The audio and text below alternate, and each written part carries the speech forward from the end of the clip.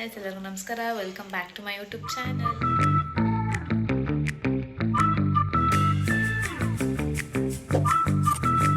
ಯಾರು ನನ್ನ ವಿಡಿಯೋನ ಫಸ್ಟ್ ಟೈಮ್ ನೋಡ್ತಿದ್ರು ದಯವಿಟ್ಟು ನೋಡಿ ಮತ್ತೆ ಸಬ್ಸ್ಕ್ರೈಬ್ ಮಾಡಿ.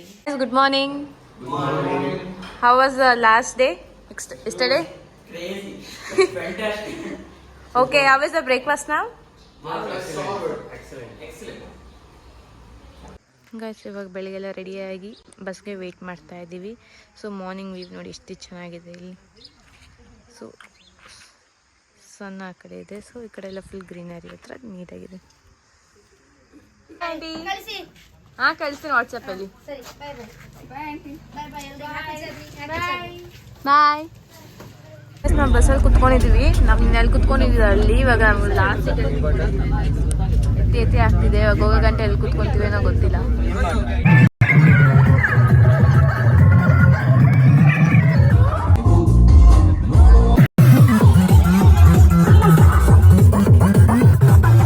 ಇದೆಲ್ಲ ಇವಾಗ ಗಾಡಿ ಬರುತ್ತೆ ಅಂತ ಹೇಳಿದ್ದಾರೆ. ಎಲ್ಲ ಈ ಕಾಫಿ ಟೀ ಕುಡಿತಾ ಇದ್ದಾರೆ.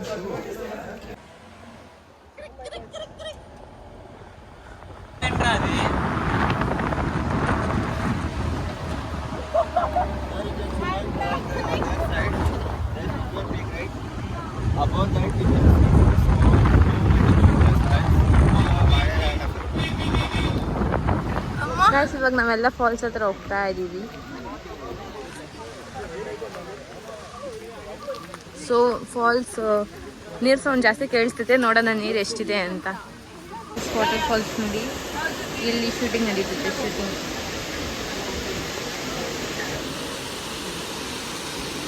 ಫಾಲ್ಸ್ ಮುಂದೆನೇ ಮ್ಯಾಗಿ ಬಜ್ಜಿ ಎಲ್ಲ ಮಾಡ್ತಿದ್ದಾರೆ. ಇವಾಗ ನಾವಿಲ್ಲಿ ತೊಗೊಂಡು ಟೇಸ್ಟ್ ಮಾಡಿ ಹೇಳ್ತೀವಿ ಹೇಗಿದೆ ಅಂತ. ಫಾಲ್ಸ್ ಹತ್ರ ನೋಡಿ ಹೆಂಗಿದೆ. ಡೌನ್ಸ್ ನಡ್ಕೊಂಡು ಹಿಂಗೆ ಹೋಗ್ಬೇಕು ನಾವು. ಎಲ್ಲ ಬರೀ ಕಲ್ಗಳೇ ಇದೆ. ಅಲ್ಲಿ ಫಾಲ್ಸ್ ಕಾಣಿಸ್ತಿದೆ ಎಲ್ಲ. ಅದು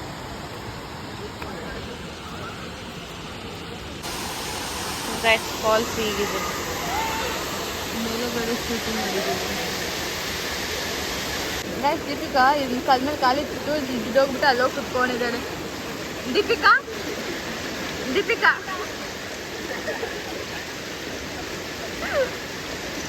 ಗೈಸ್, ನಾನು ಬಿಸಿಲಲ್ಲಿ ಎಂಜಾಯ್ ಮಾಡ್ತಿದ್ದೆ ಸೀನರಿನ. ಆ್ಯಕ್ಚುಲಿ ತುಂಬ ಚೆನ್ನಾಗಿದೆ ನೋಡಿ.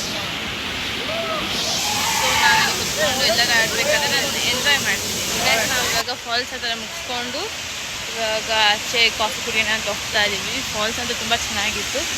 ಸೊ ಎಲ್ಲರೂ ಚೆನ್ನಾಗಿ ಆಟ ಆಡಿದ್ರು. ನಾವು ಇಷ್ಟಪಟ್ಟಿಲ್ಲ ಅಂತ ನಾವು ನೀರಿಗೆ ಹೋಗಿಲ್ಲ. ಬಟ್ ನನ್ನ ಪ್ರಕಾರ ಈ ಟ್ರಿಪ್ ಅಂತೂ ವಂಡರ್ಫುಲ್ ಇತ್ತು. ಗೈಸ್, ನಾನು ಇವಾಗ ಮ್ಯಾಗಿ ತಿಂತಾ ಇದ್ದೀನಿ. ತಗೊಂಬಂದು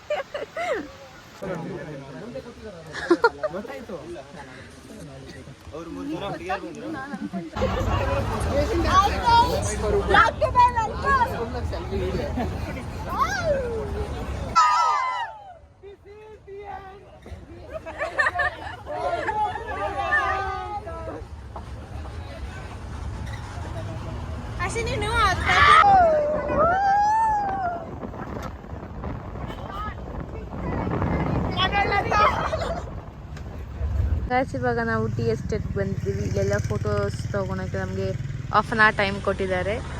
ತೊಗೊಂಡು ನಾವು ಇಲ್ಲಿಂದ ಹೋಗ್ತೀವಿ.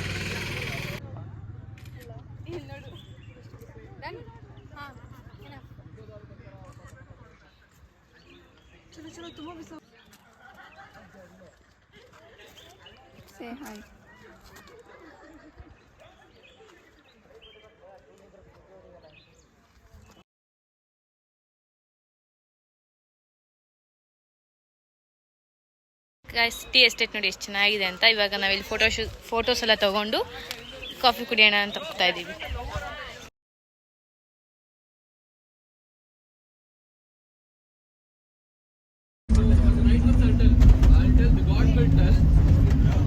ಎಲ್ಲ ಅಲ್ಲಾಡ್ಬಿಟ್ಟಿದ್ದು. ಬಸ್ ಅಲ್ಲಿ ನಿಂತಿದೆ. ಎಲ್ಲ ಇವಾಗ ಲಂಚ್ಗೆ ಹೋಗಿದ್ದಾರೆ. ಅವ್ರಿಗೆ ಏನು ಇಷ್ಟ ಬೇಕು ಅದು ತಿಳ್ಕೊಬೋದು. ಸೊ ಇದು ನಾವು ಇವಾಗ ಮೂಡಿಗೆರೆ ಬಸ್ ಸ್ಟ್ಯಾಂಡಲ್ಲಿ ಇದ್ದೀವಿ, ಮೇನ್ ರೋಡಲ್ಲಿ. ಇವಾಗ ಲಂಚ್ ಮಾಡೋಕ್ಕೆ ಆಚೆ ಹೋಗ್ಬೇಕು. ನಾವು ಎಳ್ನೀರು ಕುಡಿತಾ ಇದ್ದೀವಿ ಗೈಸ್, ಇಷ್ಟು ಬಿಸಿಲಲ್ಲಿ. ಇವಳು ಅಲ್ಲಿ ಹಿಂದೆ ಲೇಸ್ ಪ್ಯಾಕೆಟ್ ಇದೆ. ಸೊ ಚೋರಿ ಮಾಡೋಣ ಅಂತ ಡಿಸೈಡ್ ಆಗಿದ್ದಾಳೆ. ಸೊ ಫೋನ್ ತಗೊಂಡು ವಿಡಿಯೋ ಆನ್ ಮಾಡಿದ ತಕ್ಷಣ ಸಂಸ್ಕಾರಿ ಆಗಿಬಿಟ್ಲು.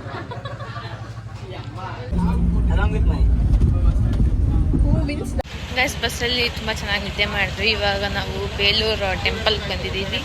ಆ್ಯಕ್ಚುಲಿ ನಮ್ಮ ಫ್ಯಾಮಿಲಿ ಜೊತೆ ಇದ್ದಾಗ ಬಂದಿದ್ದು ತುಂಬ ದಿನ ಆಯಿತು. ಸೊ ಟೆಂಪಲಲ್ಲಿ ನೋಡಿಕೊಂಡು ಬರೋಣ. ಟೆಂಪಲ್ ಒಳಗೆ ಬಂದಿದ್ವಿ. ಎಷ್ಟು ಜನ ಬಂದಿದ್ದಾರೆ guys.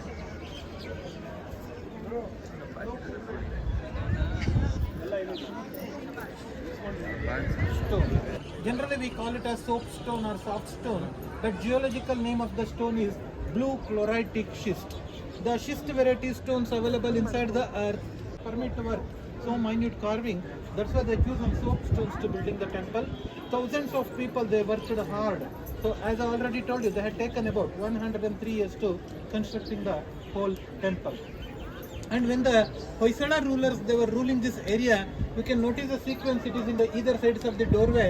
A man, he is fighting with the tiger. This was the royal emblem for the Hoysala dynasty people.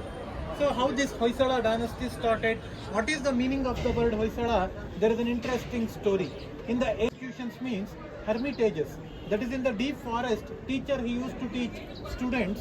One day a teacher named Sudatta Charya, he was teaching number of students in the hermitage.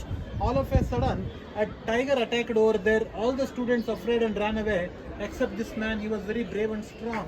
His name was Sala. So teacher ordered to Sala. Teacher uttered a word like Poi Sala. So Poi means in old Kannada language, it is like to strike or to kill. Sala, the name of that person who fought with that animal, who killed that animal. Then he started a dynasty. Later the dynasty became popular as Hoysala dynasty. So these rulers, they ruled this. So we left the Queen Shantala Devi. He was the teacher. Guys architecture ನೋಡಿ ಎಷ್ಟು ಚೆನ್ನಾಗಿ ಮಾಡಿದ್ದಾರೆ. So ಇಲ್ಲಿ ತುಂಬ ಜನ guide ಇದ್ದಾರೆ. ಇವರು Kannada guide, ನಮಗೆ ಇಂಗ್ಲೀಷ್ ಗೈಡ್.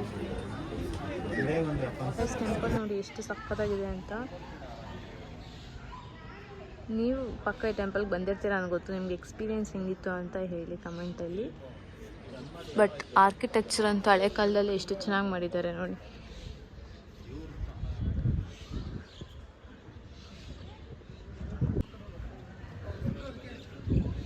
ಆಗಿನ ಕಾಲದಲ್ಲಿ ಟೆಕ್ನಾಲಜಿ ಇಲ್ಲ ಅಂದ್ರೂ ಎಷ್ಟು ಚೆನ್ನಾಗಿ ಮಾಡಿದ್ರು.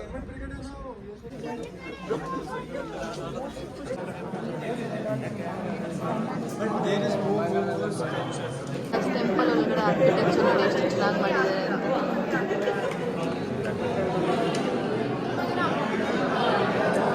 Annual function time, the whole deity will be decorated with golden ornaments. And where the main deity is there, that is the most spiritual part of the temple. It is Garbhagruha. In the second room, we are having the ನಮ್ಮ guide ನೋಡಿ ಅದು ನೀಟಾಗಿ explain ಮಾಡ್ತಿದ್ದಾರೆ ಈ temple ಬಗ್ಗೆ. ಇವರು ನಮ್ಮ guide ಎಲ್ಲ ಎಕ್ಸ್ಪ್ಲೇನ್ ಮಾಡಿಬಿಟ್ಟು ರಿವ್ಯೂ ತೊಗೊತಿದ್ದಾರೆ.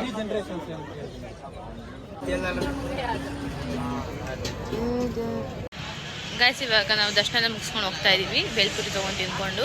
ಆ್ಯಕ್ಚುಲಿ ನಮ್ಮ ಫ್ಯಾಮಿಲಿ ಜೊತೆ 5-6 ಟೈಮ್ಸ್ ಬಂದಿದ್ದೀವಿ. ಬಟ್ ಇವತ್ತು ನಮ್ಗೆ ಟೆಂಪಲ್ ಬಗ್ಗೆ ಫುಲ್ ಡೀಟೇಲಾಗಿ ಎಲ್ಲ ಅರ್ಥ ಆಗಿದ್ದು. ನಿನಗೇನು ಅನಿಸ್ತು? ಗೈಡ್ ಎಲ್ಲ ಚೆನ್ನಾಗಿ ಹೇಳಿದ್ರ? ಸೊ ಯಾವಾಗೂ ನಾವು ಬಂದು ಬರೀ ಟೆಂಪಲ್ ವಿಸಿಟ್ ಅಷ್ಟೇ ತಾನೆ ಅಂತ ಹೋಗ್ಬಿಡ್ತೀವಿ. ಫಾರ್ ದ ಫಸ್ಟ್ ಟೈಮ್ ಇವತ್ತು ನಾವು ಪ್ಯಾಕೇಜಲ್ಲಿ ಬಂದಿದ್ದಕ್ಕಿಂತ ಒಂದು ಗೈಡ್ ಅಸೈನ್ ಆಗಿದ್ರು ನಮಗೆ. ಸೊ ಗೈಡ್ ನಮಗೆ each and every minute details ತುಂಬ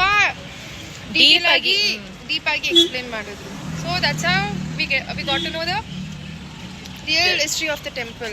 ವಾಟ್ ಈಸ್ ಟ್ರೂ ಆರ್ಟ್. ಆ ಆರ್ಟ್ನ ಕಾವ್ ಮಾಡೋಕ್ಕೆ ಎಷ್ಟು ಕಷ್ಟ ಆಗ್ತಾ ಇದೆ.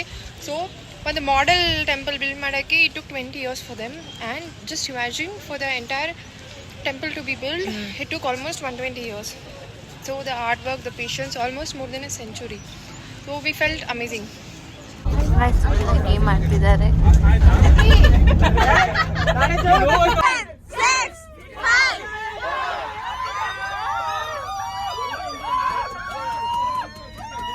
ಇವಾಗ ನೈಟ್ ಡಿನ್ನರ್ ಮಾಡಕ್ ಬಂದಿದ್ದೀವಿ. Hi friends. ಹಾಯ್. ప్రేమతో నానకు ప్రేమతో నానకు ప్రేమతో అంకితం నా ప్రతీక్షణం.